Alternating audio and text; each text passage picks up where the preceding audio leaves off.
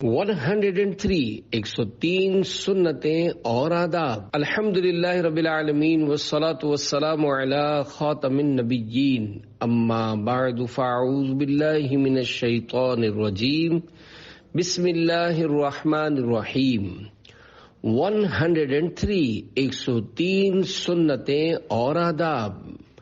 امیر اہل سنت دامت برکاتہ العالیہ کی کتاب 550 550 سنتیں اور آداب کی ایک قسط۔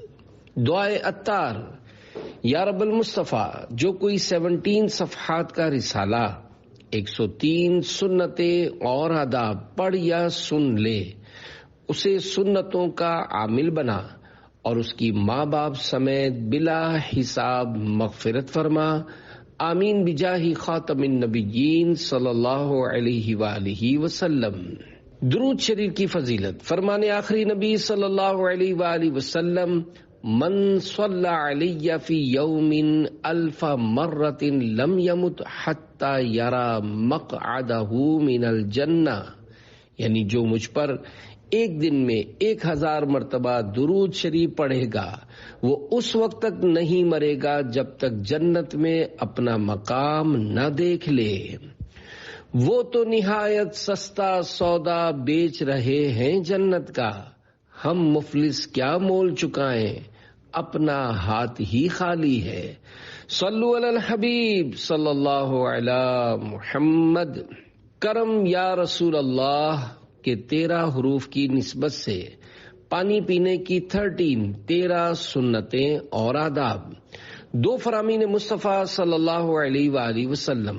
نمبر 1، اونٹ کی طرح ایک ہی سانس میں مت پیو، بلکہ 2 یا 3 مرتبہ سانس لے کر پیو، اور پینے سے قبل بسم اللہ پڑھو اور فراغت پر الحمدللہ کہا کرو۔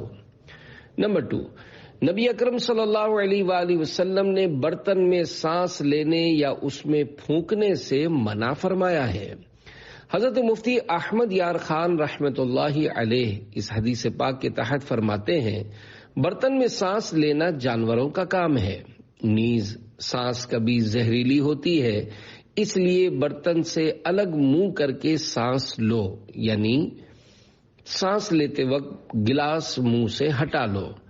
گرم دودھ یا چائے کو پھونکوں سے ٹھنڈا نہ کرو، بلکہ کچھ ٹھہرو، قدرے یعنی کچھ ٹھنڈی ہو جائے پھر پیو۔ البتہ درود پاک وغیرہ پڑھ کر بنیت شفا پانی پر دم کرنے میں حرج نہیں۔ نمبر 3، پینے سے پہلے بسم اللہ پڑھ لیجئے۔ نمبر 4، چوس کر چھوٹے چھوٹے گھونٹ پئیں، بڑے بڑے گھونٹ پینے سے جگر یعنی لیور کی بیماری پیدا ہوتی ہے۔ نمبر 5، پانی 3 سانس میں پئیں۔ 6، بیٹھ کر اور سیدھے ہاتھ سے پئیں۔ 7، لوٹے وغیرہ سے وضو کیا ہو تو اس کا بچا ہوا پانی پینا 70 مرض سے شفا ہے کہ یہ آب زمزم شریف کی مشابہت رکھتا ہے۔ ان 2 یعنی وضو کا بچا ہوا پانی اور زمزم شریف کے علاوہ کوئی سا بھی پانی کھڑے کھڑے پینا مکروہ ہے۔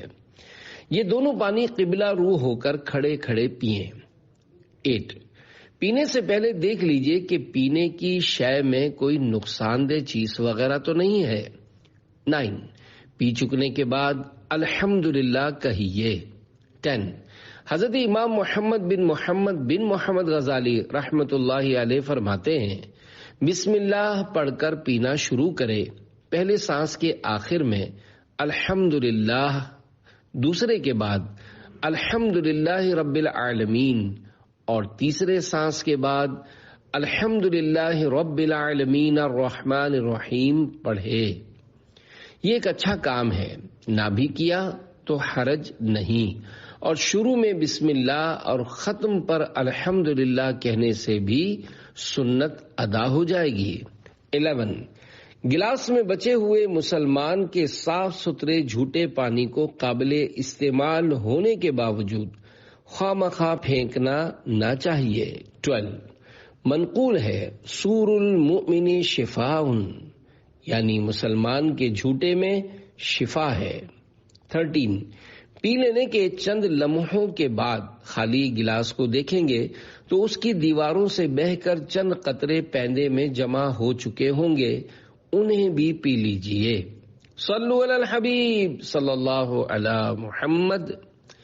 گدھا بھی منتظر ہے خلد میں نیکوں کی دعوت کا، کہ 32 حروف کی نسبت سے کھانے کی 32 سنتیں اور آداب۔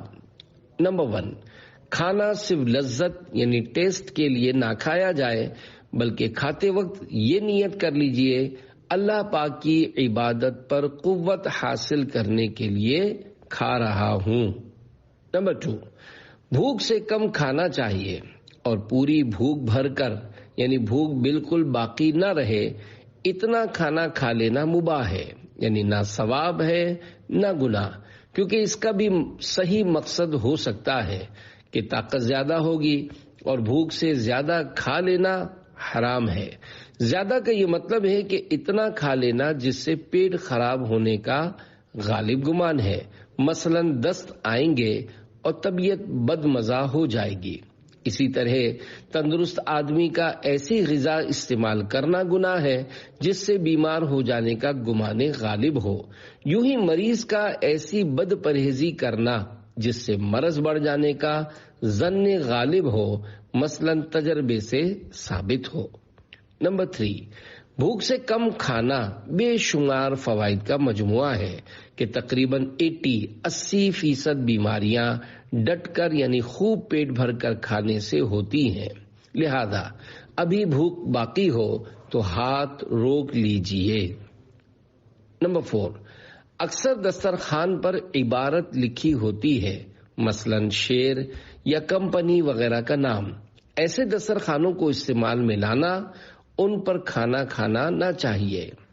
نمبر 5، کھانا کھانے سے پہلے اور بعد دونوں ہاتھ پہنچوں تک دھونا سنت ہے۔ 6، فرمان مصطفیٰ صلی اللہ علیہ وآلہ وسلم ہے، کھانے سے پہلے اور بعد میں وضو کرنا یعنی پہنچوں تک دونوں ہاتھ دھونا رزق میں کشادگی کرتا اور شیطان کو دور کرتا ہے۔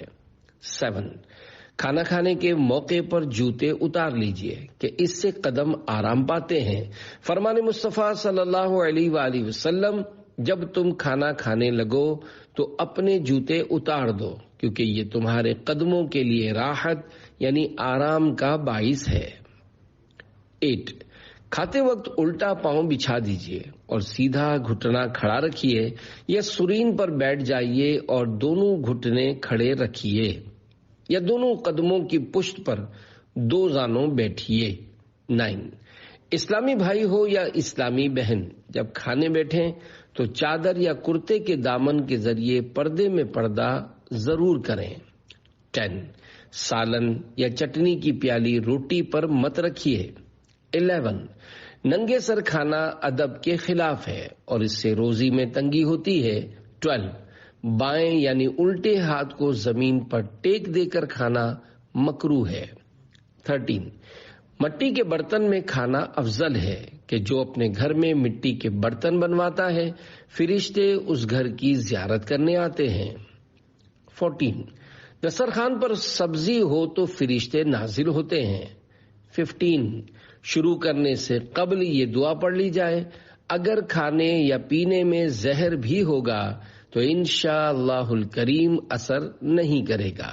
دعا یہ ہے: بسم اللہ الذی لا یضر مع اسمہ شیء فی الارض ولا فی السماء یا حی یا قیوم۔ ترجمہ: اللہ پاک کے نام سے شروع کرتا ہوں جس کے نام کی برکت سے زمین و آسمان کی کوئی چیز نقصان نہیں پہنچا سکتی، اے ہمیشہ زندہ و قائم رہنے والے۔ 16، جس دعا میں یا حی یا قیوم کے بجائے وَهُوَ السَّمِيعُ الْعَلِيمُ ہے، اس دعا کی فضیلت ترمذی اور ابن ماجہ میں اس طرح ہے۔ فرمان مصطفیٰ صلی اللہ علیہ وآلہ وسلم، جو بندہ روزانہ صبح و شام 3 مرتبہ یہ کلمات کہے: بسم اللہ الذی لا یضر مع اسمہ شیء فی الارض ولا فی السماء وہو السمیع العلیم، تو اسے کوئی چیز نقصان نہیں دے سکتی۔ 16 اگر شروع میں بسم اللہ پڑھنا بھول گئے تو دوران طعام یاد آنے پر اس طرح کہہ لیجئے، بسم اللہ اولہ و آخرہ۔ ترجمہ، اللہ پاک کے نام سے کھانے کی شروعات اور اس کا ختم ہونا۔ 17 اول آخر نمک کھائیے کہ سنت ہے اور اس سے 70 بیماریاں دور ہوتی ہیں۔ اعلیٰ حضرت رحمت اللہ علیہ نے نمکین کھانے کو نمک کے حکم میں لیا ہے۔ 18 سیدھے ہاتھ سے کھائیے، الٹے ہاتھ سے کھانا پینا لینا دینا شیطان کا طریقہ ہے۔ اکثر اسلامی بھائی نوالا تو سیدھے ہاتھ سے ہی کھاتے ہیں، مگر جب منہ کے نیچے الٹا ہاتھ رکھتے ہیں تو بعض دانے اس میں گرتے ہیں اور وہ الٹے ہی ہاتھ سے منہ میں ڈال لیتے ہیں۔ اسی طرح دسترخوان پر گرے ہوئے دانے الٹے ہاتھ سے کھاتے ہیں، ان کو چاہیے کہ وہ الٹے ہاتھ والے دانے سیدھے ہاتھ میں رکھ کر ہی منہ میں ڈالیں۔ 19 بائیں یعنی الٹے ہاتھ میں روٹی لے کر داہنے یعنی سیدھے ہاتھ سے نوالا توڑنا دفع تکبر یعنی تکبر دور ہونے کے لیے ہے۔ تنہا کھاتے ہوئے ہاتھ بڑھا کر تھال یا سالن کے برتن کے عین بیچ میں اوپر کر کے روٹی اور ڈبل روٹی وغیرہ توڑنے کی عادت بنائیے۔ اس طرح روٹی کے ذرات یا روٹی پر تل ہوئے تو برتن ہی میں گریں گے، ورنہ دسترخوان پر گر کر ضائع ہو سکتے ہیں۔ 20 3 انگلیوں یعنی بیچ والی، شہادت کی اور انگوٹھے سے کھانا کھائیے کہ یہ سنت انبیاء علیہم السلام ہے۔ اگر چاول کے دانے جدا جدا ہوں اور 3 انگلیوں سے نوالا بننا ممکن نہ ہو تو 4 یا 5 انگلیوں سے کھا لیجئے۔ 21 لقمہ چھوٹا لیجئے اور چپڑ چپڑ کی آواز نہ ہو، اس احتیاط کے ساتھ اس قدر چبائیے کہ منہ کی غذا پتلی ہو جائے۔ یوں کرنے سے ہاضم لعاب یعنی ہاضمے دار تھوک بھی اچھی طرح شامل ہو جائے گا۔ اگر اچھی طرح چبائے بغیر نگل جائیں گے تو ہضم کرنے کے لیے معدے کو تکلیف کرنی پڑے گی اور یوں طرح طرح کی بیماریوں کا سامنا ہو سکتا ہے، لہذا دانت کا کام آنت سے مت لیجیے۔ 22 ہر 2 لقمے کے بعد یا واجدو پڑھنے سے پیٹ میں نور پیدا ہوتا اور بیماری دور ہوتی ہے۔ 23 فراغت کے بعد پہلے بیچ کی پھر شہادت کی انگلی اور آخر میں انگوٹھا 3 بار چاٹیے۔ سرکار مدینہ صلی اللہ علیہ وآلہ وسلم کھانے کے بعد مبارک انگلیوں کو 3 مرتبہ چاٹتے۔ اگر 3 بار چاٹ لینے کے بعد بھی انگلیوں پر غذا کا اثر باقی رہے تو مزید اتنی بار چاٹیے کہ غذا کا اثر جاتا رہے۔ 24 برتن بھی چاٹ لیجئے۔ حدیث پاک میں ہے، کھانے کے بعد جو شخص برتن چاٹتا ہے تو وہ برتن اس کے لیے دعا کرتا ہے اور کہتا ہے، اللہ پاک تجھے جہنم کی آگ سے آزاد کرے جس طرح تو نے مجھے شیطان سے آزاد کیا۔ اور ایک روایت میں ہے کہ برتن اس کے لیے استغفار یعنی مغفرت کی دعا کرتا ہے۔ 25 حضرت امام محمد بن محمد غزالی رحمت اللہ علیہ فرماتے ہیں، جو کھانے کے بعد پیالے یا رکابی کو چاٹے اور دھو کر پی لے اسے 1 غلام آزاد کرنے کا ثواب ملتا ہے، اور گرے ہوئے ٹکڑے اٹھا کر کھانا جنت کی حوروں کا مہر ہے۔ 26 فرمان مصطفیٰ صلی اللہ علیہ وآلہ وسلم ہے، جو شخص کھانے کے گرے ہوئے ٹکڑوں کو اٹھا کر کھائے وہ فراخی یعنی کشادگی کے ساتھ زندگی گزارتا ہے اور اس کی اولاد میں خیریت رہتی ہے۔ 27 کھانے کے بعد دانتوں کا خلال کیجیے۔ 28 کھانے کے بعد اول آخر درود شریف کے ساتھ یہ دعا پڑھیے، الحمد للہ الذی اطعمنا وسقانا وجعلنا مسلمین۔ ترجمہ، اللہ پاک کا شکر ہے جس نے ہمیں کھلایا پلایا اور ہمیں مسلمان بنایا۔ 29 اگر کسی نے کھلایا ہو تو یہ دعا بھی پڑھیے، اللہم اطعم من اطعمنی واسقی من سقانی. ترجمہ: اے اللہ پاک اس کو کھلا جس نے مجھے کھلایا اور اس کو پلا جس نے مجھے پلایا. 30. کھانا کھانے کے بعد سورہ اخلاص اور سورہ قریش پڑھیے. 31. کھانے کے بعد ہاتھ صابن سے اچھی طرح دھو کر پونچھ لیجئے. 32. حضرت امام محمد بن محمد غزالی رحمت اللہ علیہ لکھتے ہیں، کھانے کے بعد وضو یعنی پہنچوں تک دونوں ہاتھ دھونا جنون یعنی پاگل پن کو دور رکھتا ہے. صلو علی الحبیب صلی اللہ علی محمد. قطع رحمی حرام ہے کہ 13 حروف کی نسبت سے صلہ رحمی کی 13 سنتیں اور آداب. نمبر 1، فرمان الہی وَاتَّقُوا اللَّهَ الَّذِي تَسَاءَلُونَ بِهِ وَالْأَرْحَامَ. ترجمہ کنز الایمان: اور اللہ سے ڈرو جس کے نام پر مانگتے ہو اور رشتوں کا لحاظ رکھو. اس آیت مبارکہ کے تحت تفسیر مظہری میں ہے، یعنی تم قطع رحم یعنی رشتہ داروں سے تعلق توڑنے سے بچو. 7 فرامین مصطفیٰ صلی اللہ علیہ وآلہ وسلم. نمبر 2، جو اللہ پاک اور قیامت پر ایمان رکھتا ہے اسے چاہیے کہ صلہ رحمی کرے. 3، قیامت کے دن اللہ پاک کے عرش کے سائے میں 3 قسم کے لوگ ہوں گے، ان میں سے ایک ہے صلہ رحمی کرنے والا. 4، رشتہ کاٹنے والا جنت میں نہیں جائے گا. 5، لوگوں میں سے وہ شخص سب سے اچھا ہے جو کثرت سے قرآن کریم کی تلاوت کرے، زیادہ متقی ہو، سب سے زیادہ نیکی کا حکم دینے اور برائی سے منع کرنے والا ہو، اور سب سے زیادہ صلہ رحمی یعنی رشتہ داروں کے ساتھ اچھا برتاؤ کرنے والا ہو. 6، بے شک افضل ترین صدقہ وہ ہے جو دشمنی چھپانے والے رشتہ دار پر کیا جائے. 7، جس قوم میں قاطع رحم یعنی رشتہ داری توڑنے والا ہو اس قوم پر اللہ پاک کی رحمت کا نزول نہیں ہوتا. 8، جسے یہ پسند ہو کہ اس کے لیے جنت میں محل بنایا جائے اور اس کے درجات بلند کیے جائیں، اسے چاہیے کہ جو اس پر ظلم کرے یہ اسے معاف کرے، اور جو اسے محروم کرے یہ اسے عطا کرے، اور جو اس سے قطع تعلق کرے یہ اس سے ناتا یعنی تعلق جوڑے. 9، حضرت فقی ابو اللہ سمرقندی رحمت اللہ علیہ فرماتے ہیں، صلہ رحمی یعنی رشتہ داروں سے اچھا سلوک کرنے کے 10 فائدے ہیں.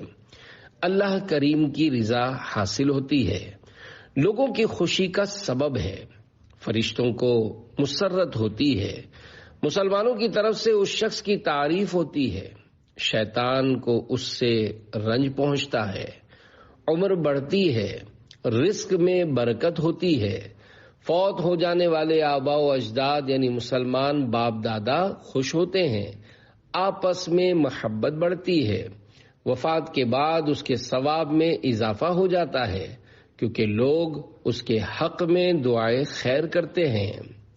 10، بار شریعت جلد 3 صفحہ 558 تا 560 پر ہے. صلہ رحم کے معنی رشتے کو جوڑنا ہے، یعنی رشتے والوں کے ساتھ نیکی اور سلوک کرنا. ساری امت کا اس پر اتفاق ہے کہ صلہ رحم واجب ہے اور قطع رحم یعنی رشتہ توڑنا حرام ہے. جن رشتے والوں کے ساتھ صلہ رحم واجب ہے وہ کون ہیں؟ بعض علماء نے فرمایا وہ ذو رحم محرم ہیں، اور بعض نے فرمایا اس سے مراد ذو رحم ہے، محرم ہوں یا نہ ہوں، اور ظاہر یہی قول دوم یعنی دوسرا قول ہے. احادیث میں مطلقاً یعنی بغیر کسی قید کے رشتے والوں کے ساتھ صلہ یعنی سلوک کرنے کا حکم آتا ہے. قرآن مجید میں مطلقاً یعنی بلا قید ذوی القربا یعنی رشتہ دار فرمایا گیا، مگر یہ بات ضرور ہے کہ رشتے میں چونکہ مختلف درجات ہیں، اسی طرح صلہ رحم یعنی رشتہ داروں سے حسن سلوک کے درجات میں بھی تفاوت یعنی فرق ہوتا ہے۔ والدین کا مرتبہ سب سے بڑھ کر ہے، ان کے بعد ذو رحم محرم کا یعنی وہ رشتہ دار جن سے نسلی رشتہ ہونے کی وجہ سے نکاح ہمیشہ کے لیے حرام ہو، ان کے بعد بقیہ رشتے والوں کا اعلی قدر مراتب یعنی رشتے میں نزدیکی کی ترتیب کے مطابق۔ 11 صلہ رحمی یعنی رشتہ داروں کے ساتھ سلوک کی مختلف صورتیں ہیں، ان کو ہدیہ و تحفہ یعنی گفٹ دینا، اور اگر ان کو کسی بات میں تمہاری اعانت یعنی امداد درکار ہو تو اس کام میں ان کی مدد کرنا، انہیں سلام کرنا، ان کی ملاقات کو جانا، ان کے پاس اٹھنا بیٹھنا، ان سے بات چیت کرنا، ان کے ساتھ لطف و مہربانی سے پیش آنا۔ 12 اگر یہ شخص پردیس میں ہے تو رشتے والوں کے ساتھ خط بھیجا کرے، ان سے خط و کتابت جاری رکھے تاکہ بے تعلقی پیدا نہ ہونے پائے، اور ہو سکے تو وطن آئے اور رشتہ داروں سے تعلقات تازہ کر لے، اس طرح کرنے سے محبت میں اضافہ ہوگا۔ فون یا انٹرنیٹ کے ذریعے بھی رابطے کی ترکیب مفید ہے۔ 13 صلہ رحمی یعنی رشتہ داروں کے ساتھ اچھا سلوک اسی کا نام نہیں کہ وہ سلوک کرے تو تم بھی کرو، یہ چیز تو حقیقت میں مکافہ یعنی ادلا بدلا کرنا ہے کہ اس نے تمہارے پاس چیز بھیج دی، تم نے اس کے پاس بھیج دی، وہ تمہارے یہاں آیا، تم اس کے پاس چلے گئے۔ حقیقتاً صلہ رحم یعنی اعلیٰ درجے کا صلہ رحم یہ ہے کہ وہ کاٹے اور تم جوڑو، وہ تم سے جدا ہونا چاہتا ہے، بے اعتنائی یعنی بے پرواہی کرتا ہے، اور تم اس کے ساتھ رشتے کے حقوق کی مراعات یعنی لحاظ و رعایت کرو۔ صلو علی الحبیب صلی اللہ علی محمد۔ راہ مدینہ کا مسافر کے 15 حروف کی نسبت سے پڑوسی کے بارے میں 15 سنتیں اور آداب۔ 8 فرامین مصطفیٰ صلی اللہ علیہ وآلہ وسلم۔ نمبر 1 اللہ پاک نیک مسلمان کی وجہ سے اس کے پڑوس کے 100 گھروں سے بلا دور فرما دیتا ہے۔ پھر آپ صلی اللہ علیہ وآلہ وسلم نے یہ آیت مبارکہ تلاوت فرمائی، وَلَوْلَا دَفْعُ اللَّهِ النَّاسَ بَعْضَهُمْ بِبَعْضٍ لَفَسَدَتِ الْأَرْضُ۔ پارہ 2 سورہ بقرہ آیت 251۔ ترجمہ کنز ایمان۔ اور اگر اللہ لوگوں میں بعض سے بعض کو دفع نہ کرے تو ضرور زمین تباہ ہو جائے۔ نمبر 2 اللہ پاک کے نزدیک بہترین پڑوسی وہ ہے جو اپنے پڑوسی کا خیر خواہ ہو۔ نمبر 3 وہ جنت میں نہیں جائے گا جس کا پڑوسی اس کی آفتوں سے امن میں نہیں ہے۔ 4 وہ مومن نہیں جو خود پیٹ بھر کھائے اور اس کا پڑوسی اس کے پہلو میں بھوکا رہے، یعنی کامل مومن نہیں۔ 5 جس نے اپنے پڑوسی کو ایذا دی اس نے مجھے ایذا دی، اور جس نے مجھے ایذا دی اس نے اللہ پاک کو ایذا دی۔ 6 جبریل علیہ السلام مجھے پڑوسی کے متعلق برابر وصیت کرتے رہے، یہاں تک کہ مجھے گمان یعنی خیال ہوا کہ پڑوسی کو وارث بنا دیں گے۔ 7 جو شخص اللہ اور یوم آخرت پر ایمان رکھتا ہے اسے چاہیے کہ وہ اپنے پڑوسی کے ساتھ حسن سلوک سے پیش آئے۔ 8 40 گھر پڑوسی ہیں۔ حضرت امام زہری رحمت اللہ علیہ فرماتے ہیں اس سے چاروں طرف 40 گھر مراد ہیں۔ نزہۃ القاری میں ہے پڑوسی کون ہے اس کو ہر شخص اپنے عرف اور معاملے سے سمجھتا ہے۔ 9 حضرت امام محمد بن محمد غزالی رحمت اللہ علیہ فرماتے ہیں پڑوسی کے حقوق میں سے یہ بھی ہے کہ اسے سلام کرنے میں پہل کرے، اس سے طویل گفتگو نہ کرے، اس کے حالات کے بارے میں زیادہ پوچھ گچھ نہ کرے، وہ بیمار ہو تو اس کی مزاج پرسی کرے،